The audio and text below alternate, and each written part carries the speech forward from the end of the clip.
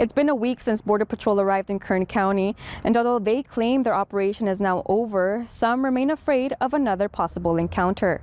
I'm Priscilla Lara, your neighborhood reporter. That is a case of a local man who is in the country legally and his workers who say a Border Patrol agent slashed his tires. You're under arrest right now for alien smuggling. I feared for my life because they had a blade and I didn't want to open my door or lower my window. I felt like he was going to pull out a gun next and maybe even shoot us. Ernesto Campos of Bakersfield has run his own gardening business for the last 17 years. He is also a U.S. citizen. According to Campos, he and his co-worker were detained on Allen Road and San Juan Ave in Bakersfield as they were driving to work.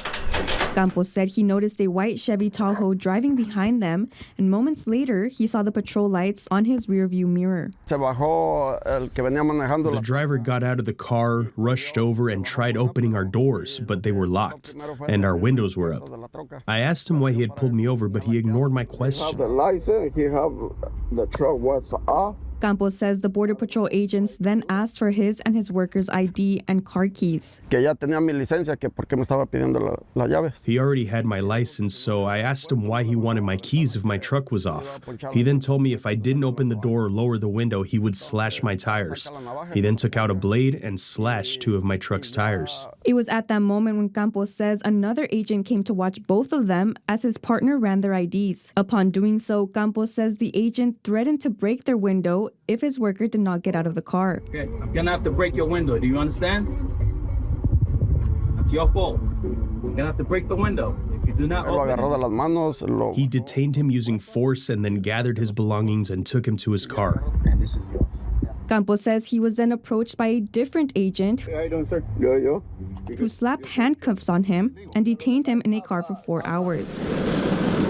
As for his worker, Campos says he later found out he had been transported to a detention center in El Centro. 23 ABC reached out to the Border Patrol for a comment, but we have not received a response. After his experience with the agents, Campos says he questioned going back out and working, afraid of having to relive a similar situation. If they were to stop me again and the same thing were to happen or something even worse, I was definitely scared. Despite fearing another encounter, Campos says he and his workers will continue to work as they still need to provide for their families. For 23 ABC, I'm Priscilla Lara, your neighborhood reporter.